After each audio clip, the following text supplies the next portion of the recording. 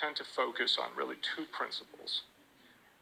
One is that the ideas that you have are not very vulnerable to evidence. The other is that people in your culture don't share your beliefs. The question becomes, if you can find 10,000 people on the internet who believe the same thing as you, is it a delusion? Is it bizarre? Quite possibly not. If everybody believes this stuff, how is it in any way insane?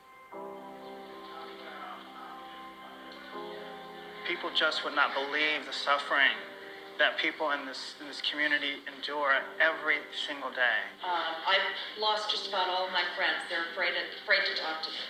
They think it's very effective. They think I'm crazy.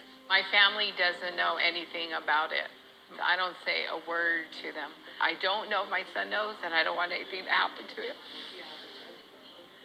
Really, the most important thing that we can do for victims is to connect them with others who understand what they're experiencing, because no one else will. And isolation is really a key weapon that these perpetrators use to bring a person down to the ground, basically.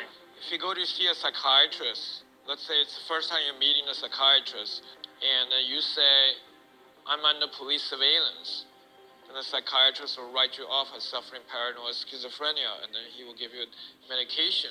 So we must assume that this is what American society believes, that all these government agencies, which normally watch over people, don't actually watch people at all. If anybody think that they are being watched by this government agency, then they must be crazy. It cannot possibly be true. There really is no help at the moment officially to assist target individuals. They can't go to the police, they can't go to the FBI, they can't go to Congress. There is nowhere that they can go. We are having to create the issue and also the solution. Why isn't our nation listening? This could be them. I wouldn't be surprised if most of the nation is under mass mind control. Given that the world is filled with groups of people operating in secret or trying to divorce us from our money or our power or whatever they want from us, one thing that might be helpful to ask from a psychiatric point of view is, what's wrong with the rest of us? So why am I so relaxed? What's wrong with me that I don't feel I'm being gang-stalked? And is it that I'm living in the matrix where, in order to feel more comfortable, I have decided to simply ignore a lot of the evils in the world and a lot of the potential threats to me?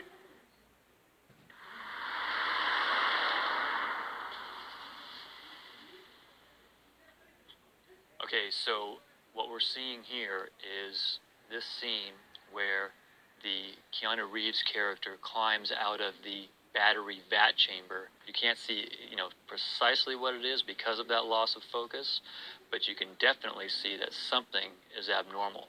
As you look into it, I drew a picture of what the shapes of those claws are. It looks like a bird talon or a reptile talon. I started searching on conspiracy type movies, UFO movies, weird movies on YouTube. I came across the reptilian shapeshifter subject. What I can confirm is that there are apparently non-humans, apparently some of them are extraterrestrial, and apparently they have some kind of evil grip on our world. Richard Bruce here, and if you haven't seen my channel before, this is gang stalking for reptilian shapeshifter movie uploads to YouTube. When I uploaded my study, within 15 minutes, helicopters kept zooming over my apartment like there was a drug bust in my building. And then it didn't take me long. I think it popped into my mind pretty quick. Oh my God, is this from what I uploaded to YouTube? Because the whole thing was so freaky at first. Like when you're seeing these non-human features, you're like, oh my God, what is this? What could possibly be going on? They're carnivorous. They're not friendly to mankind. At least the ones that are here. Are they carnivorous? They eat humans? Yes. When I told my family about this, it's almost like I get like a non sequitur reply from a computer. It's like they just kind of look at me like I'm not even hearing this, and I'm really not interested in that. My father, the the rocket scientist, the doctorates in mathematics, when I tell him anything about this, one of the main points of discrediting me is saying that you just have to be negative and dark about everything. You have to, because of your own dissatisfaction at being unemployed. I mean, that's a highly, it's an understandable point of view. It's like somebody who's disgruntled with life in general might flock to an idea. Yeah, there's evil reptilians doing it all to us, and that's why I'm so miserable, or whatever. Nobody wants to be called crazy. It's one of the worst things you can imagine. I don't think I or any psychiatrist would recommend that people are convinced that what they believe is not true. The more useful target would be, what pain are they feeling in their life?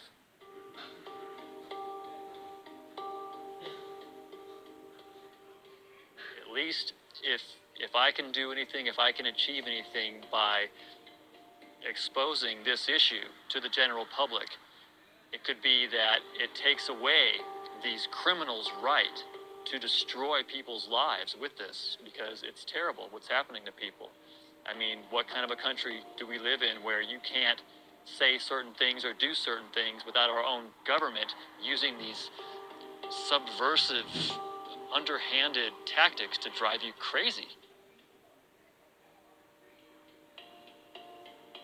You're in the middle of this ridiculous, irrational impossibility that is real and is happening and is stranger than fiction or anything that you can imagine.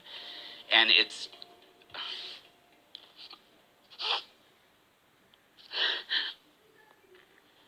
terrifying. Fuck. I don't want to start crying. It pisses you off. It frustrates you beyond anything that you can imagine. And